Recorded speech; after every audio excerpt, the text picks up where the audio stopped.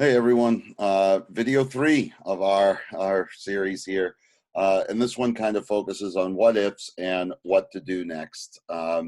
Again, by the time you get this, hopefully you'll be thinking about, okay, what do we have to do to get this school year started? And one of the things that we really wanted people to know is that we want you to have confidence in all of the potential scenarios. We're not going to go down every rabbit hole. And we also have a few things that we need students to make sure they do before the first day on Thursday, the 17th. So consider this your first official homework assignment of the 2020-21 school year. So looking a little bit at the what ifs, some people have said, well, what if someone gets COVID-19? Obviously, if someone is positive, they'll notify the Board of Health. The Board of Health will speak with us, and we will have two letters. One that states we have a positive case in the school, basically a don't worry, but we're aware of it. And the second that is we have identified some folks as a close contact, which is a little bit more worrisome for those individuals because they have things they need to do, including getting tested and potential quarantine. However, that works through the Board of Health. I want to reemphasize that if you're concerned about COVID contact, that goes through the Board of Health and the public health nurse. There may be a close down, there may not be based on the extent of the infection.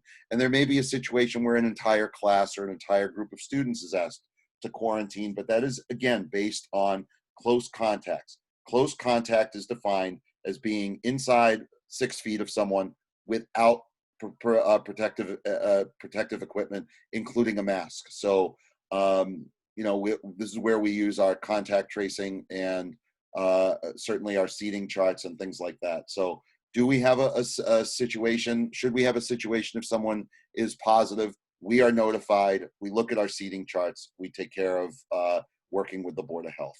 What's happening with school activities? Well, most of them will happen virtually because it's really hard to address the cleaning protocols, and especially if we're sanitizing the building after hours. We're going to sustain as many opportunities as we can. We've had a couple of questions about things like NHS induction, student council meetings, even things like homecoming and prom. We know homecoming is going to look different this year.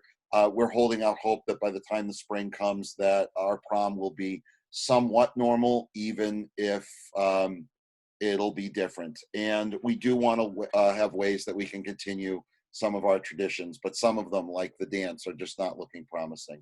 Our league voted to start athletics on December 5th. At the time I made this slide, there was some discrepancy on who our geographic pod would be in terms of athletics. That seems to have been ironed out, but even today I noticed that there was a change, so I will allow our athletic director to report that out. Again, if a student athlete tests positive, the sport as a whole could be in jeopardy, not just our school, but also others, depending on when it happened. Most importantly, we know student athletes have for years come to school because they want to play. And even if they're not well, that simply cannot happen. What if we find out? What if somebody calls us and says, or I'm a parent and says, I'm symptomatic, or you've been exposed to me, what do we do? You can always reach out to us.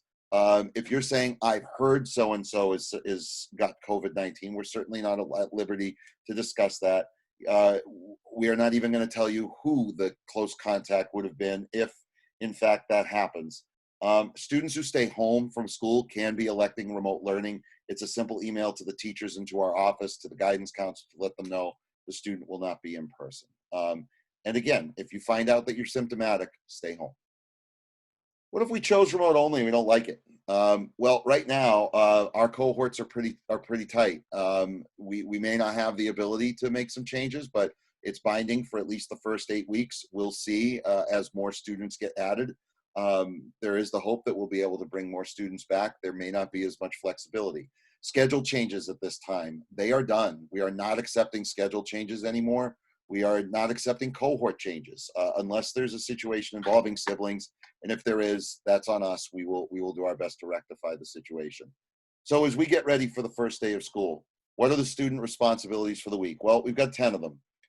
Number one, students, log into your email before Wednesday, September 16th. Make sure you have all of your class schedules, your Google Classroom links, and anything relevant for Zoom. If you're fully remote, there may be lots of them. Check your Google Classrooms for each of your classes. You'll find updates. Those should be sent out to you by teachers before Wednesday. We're ideally hoping to get those all out on Monday and Tuesday. We've shared safety videos, reopening slides, some of our guidelines, including a letter that's going home on Saturday morning. Have masks ready, specifically one for your first day of school. Read the student handbook, and in particular, the student handbook addendum. And then there's a sign-off that we're asking everybody to have read and indicate that they've understood. Part of that is also to check iParent and iStudent for your schedule and to check your biographical information. Sometimes phone numbers change. Sometimes email addresses change.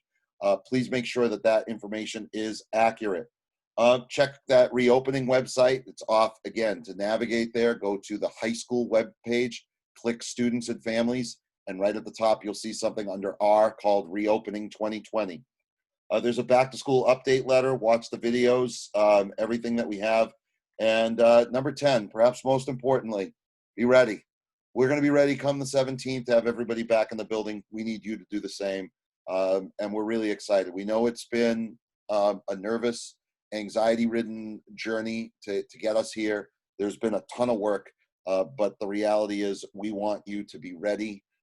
We will do our best to troubleshoot. We know it will not be perfect, but we know it will be our best shot, and we will do our best, first, to keep everyone safe, second, to keep minimizing risk, and third, to maximize as much of the learning as we can. I really want to say thanks for tuning in, and again, before I go, just a huge credit to some of the folks who made getting back to school possible, whether it's been the work of Mr. DeMeglio side by side with us, our staff and faculty, central office administration, our folks at Town Hall, the Board of Health, school committee, my colleagues as principals, my colleagues around the state, so many folks who have contributed to our work collectively to make this all happen. So I want to say thank you to all of you as well for being patient, because we're there, and school's coming back on September 17th. We'll be ready. So thanks everybody for tuning in, and have yourselves a great rest of your respite, and we will talk to you soon. Take care.